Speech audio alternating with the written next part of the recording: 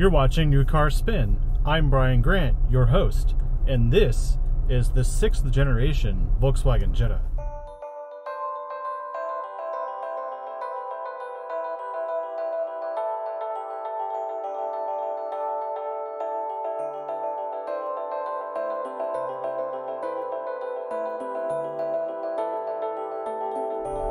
What makes the GLI SEL so special is that for 2016, it was an order-only car. For 2017, there will just be one style. But I've been driving this car for a week, and all I can tell you right now is, as far as all the Jettas go, this one is definitely the hottest. This GLI puts down a lot of grip. I don't know if it's the tires or if it's the special differential, but basically, this thing is remarkable. Looking at this interior, I'm actually a little let down by it compared to the Mark V, and that's because there's a lot of hard plastic in here. So even though they've improved the dash materials, the doors suck. The engine itself sounds pretty throaty. It sounds tricked out. And it is, to an extent, because while this is the E888 2-liter turbocharged 4-cylinder engine that Volkswagen pumps out, this one has 210 horsepower and 207 pound-feet of torque. This is not the same engine from the Golf GTI. This engine in particular doesn't have the valve lift technology that the GTI does. So the GTI still puts out more power, and the GTI costs a little less. Actually, that's not true, because the 2017 Jetta GLI can now be had for $28,000. This 2016 GLI SEL is shocking, actually, because it's $30,100 with destination. What has Volkswagen done between 2016 and 2017? Obviously, they're cutting pennies because of their current problem. But what have they done in the GLI to make it cheaper? As far as I can tell, based on VW.com, they no longer stick red stitching on the seats. And they have downgraded the headlights from the awesome HIDs in this one to standard halogens. And that's a little disappointing. But I think if they had focused on changing the climate control to bring the price down, I would prefer that over cutting back on headlights. Because let's face it, in the dark, when you're going fast, you want good headlights, not cheap headlights. Now overall, this GLI isn't bad. As you can tell, it's quiet in here. It's got a manual transmission, which is great to have. It's front-wheel drive with a nice diff. Basically, understeer is at a minimum. This car in particular has the Fender stereo, it has power driver's seat, it has pretty much everything a Jetta should have. I even have keyless. Let me just show you. It's keyless. I'm basically driving it right now without the keys in the ignition. So it is loaded. Why don't they amp it up a little bit in here? These seats are just normal seats. I remember back in the day, the Mark III Jetta GLX VR6 had white gauges with black font, and it was completely opposite to a normal Jetta. And in here, all I get is a Fender stereo and different accents. Not that big of a deal. On paper, the GLI looks expensive, and I think it is. I agree. However, when you drive this thing hard, it only then becomes rewarding. And today, I'm going to do something a little different. I'm going to pull something out of my book over at Diesel Review. Normally I do one-tank road trip challenges on my diesel vehicles, and I review them to see how far they can go on a single tank of fuel. Well, today happens to be a very interesting day because I'm heading to Dallas from Austin, and I'm going to actually look at the fuel consumption during the whole trip. Because what I found interesting with this car is that it actually gets decent fuel economy for the power it puts out and the fun you can have. Okay, so I am going to reset the trip computer for my current trip, and we are now at 0 miles and 0 MPGs. And over the course of this trip, we're going to see what the average MPGs are. It's supposed to get 33 on the highway, and the combined MPGs should be 27. Can I beat 33 MPGs? That would be pretty impressive, actually, because I'm in the hottest version of a Jetta, not the most economical one.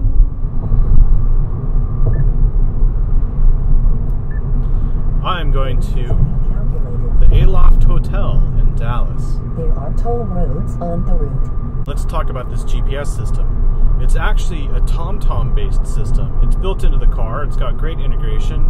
You can actually activate the Sirius satellite packaging, which includes weather and traffic and sports scores, fuel prices, and it all gets integrated into this system. It's a touchscreen.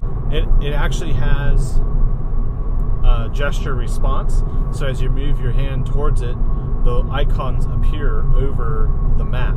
If you don't put your hand near it for a while, those icons disappear so you can see more of the map. And that's a very clever use of gesture control. Please drive to the left after half a mile onto the I-35 northbound. Okay, here we go, getting on I-35 north towards Dallas. And right now my average fuel consumption is 27.9. Now drive to the left. 27.9 MPGs. And I have 172 miles to go till I get to the hotel. And it says that the range on the tank... Please follow the I-35 for 114 miles. Range on the tank is 205 miles. Out here, we also have a lot of crap on the roads, and it gets kicked up by the cars because of all the construction, and the windows just get clobbered. So I'm trying to keep a good distance from the cars in front so that I don't have a damaged windshield. You can just hear it all hitting the window right now. Sounds like bugs. Those are actually little rocks. And it's nerve-wracking, especially in an inexpensive car. You just don't want to do it. That's why a lot of people just fly. Then again, though, this is why SUVs and trucks are popular in Texas, because that stuff doesn't really hit the window. It goes right into the grill. At this current rate of fuel consumption, I should be able to make it without a problem. So, let's get going.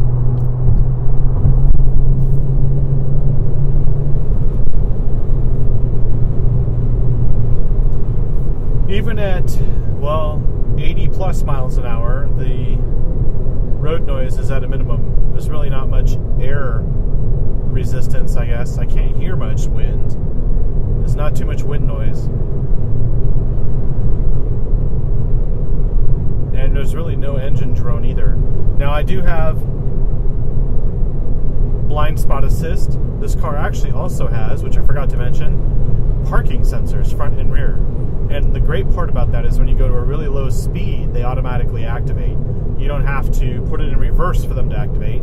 They are just on when you're traveling pretty much around 5 miles an hour or less, which is great. I can always disable it with the parking sensor button. Plus, when you put it in reverse to get the backup camera, you can actually change the view from camera to sonar. It's got great features. It's just that I don't think the GLI is that ballsy enough. I'll just say it. It doesn't seem to have what it takes. I wish it had better seats. The trim kit on the outside, I love the side sill, I love the big wheels. The look of it is fine. I just think that they should have made it with the engine from the GTI. It needs just a little bit more power. Alright, let's get on with this trip.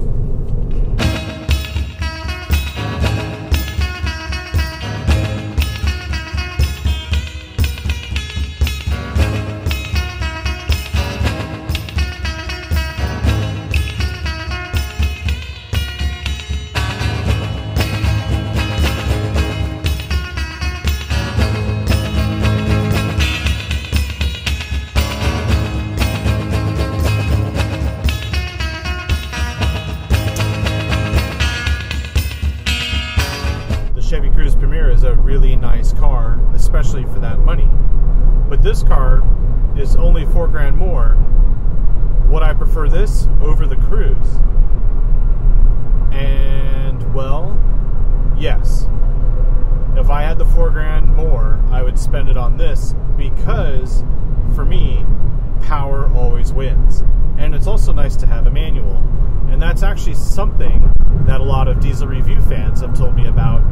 The possibility of a diesel Cruze is only working out in their heads if it came with a manual transmission. And so here I am in a car that costs $4,000 more than the Cruze behind me, thinking, yeah, I'd rather have this because it has the manual and a bigger engine. Now, more interestingly is the 2017 version of this Jetta GLI will actually cost only $2,000 more than the Chevy Cruze Premier. And I don't know what we're going to talk about with incentives and dealer kickback and all this other stuff, but you're talking a $2,000 difference between a GLI and a Chevy Cruze Premier.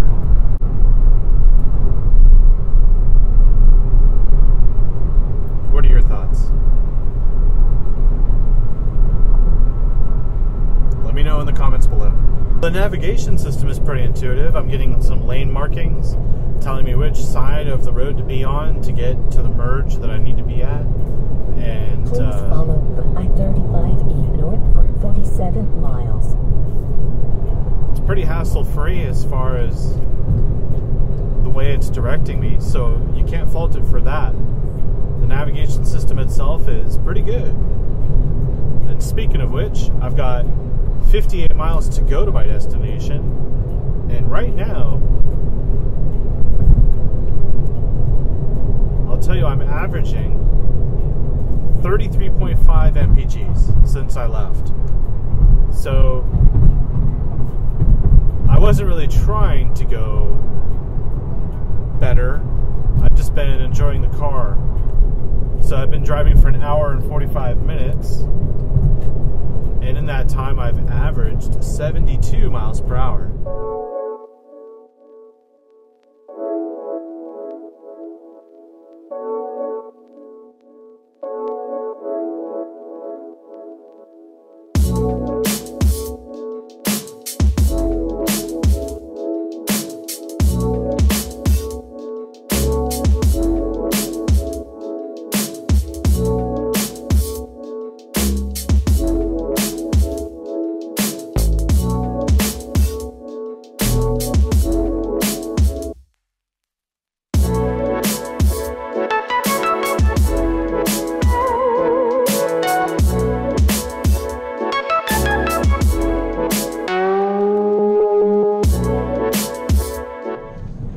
Now turn right. This is the street.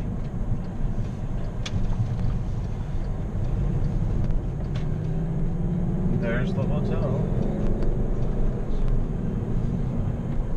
Please make a U-turn now onto the destination street.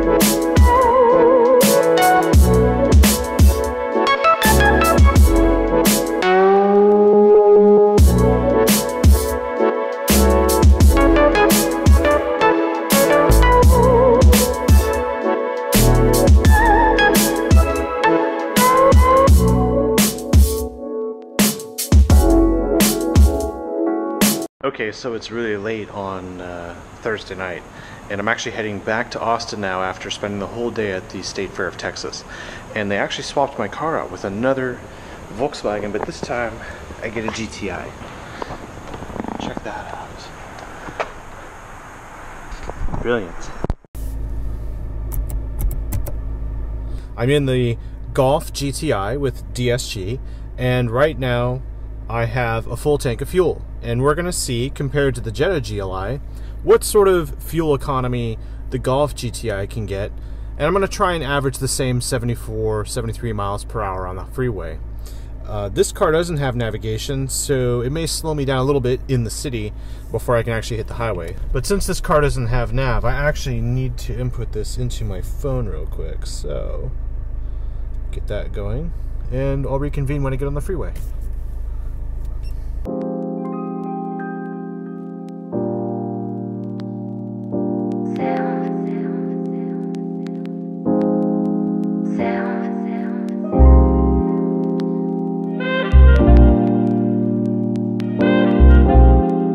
Alright, I just made it home. I averaged 69 miles an hour and 33.2 mpgs. Did 179 miles in 2.5 hours. So there you go.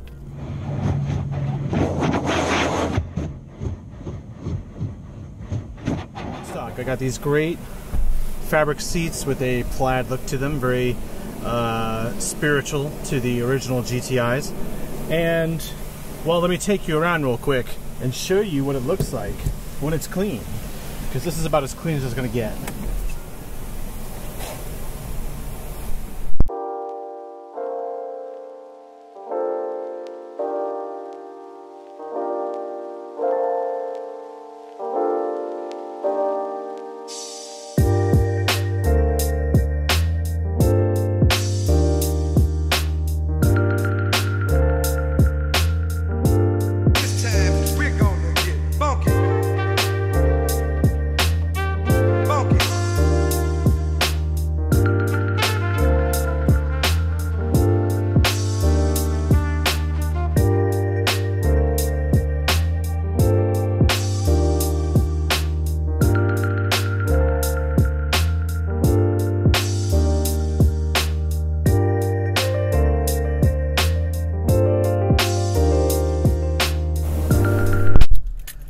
And there you go. So let's give it a drive. To start the engine, it's kind of old school. This does not have the Fender stereo either. So what I would really recommend is actually going to an SE version, which has upgraded headlights and the Fender stereo. This is my last 2016 model review of this year. Everything from going forward will be 2017 models. So here we go with the last 2016. Put it in drive. Here, off we go. Now, if you want a Golf, you have to have a GTI. And the price on this one is $27,515. Let's talk about this Golf GTI. Number one, I don't really like it. I prefer the Jetta GLI that I drove up to Dallas instead. The main reason is because the Jetta GLI was a manual and didn't have a silly sport button.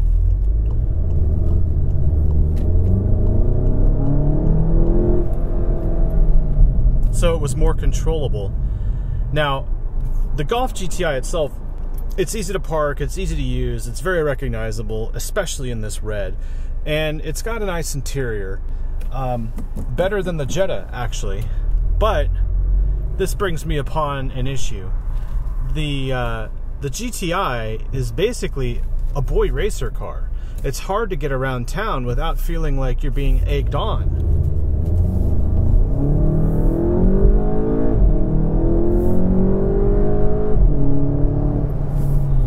And that's my biggest problem. The Jetta GLI was sophisticated in terms, and this thing is sporty, but it's not sporty enough. Then there's the Golf R, which totally annihilates the GTI in my opinion, mainly because this thing never puts its power down properly. Even with this fancy differential system, there's no way you can get off the line without lag. I mean, even with launch control, nothing seems to be easy to do in here. And that's why I don't like it. See, the GTI has a lot of power to put down on those front wheels, but it doesn't necessarily hook up.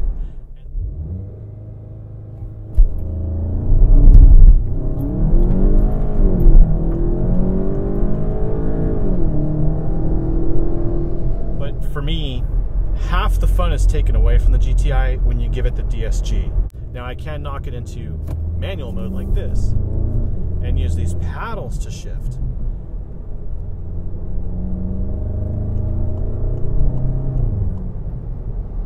And I hear the turbo, and I hear all sorts of noises from the exhaust. I can control that with the different modes here. I can go back into normal. It changes the steering feeling. I can actually adjust it individually, so I can change steering, drivetrain, and interior engine sound.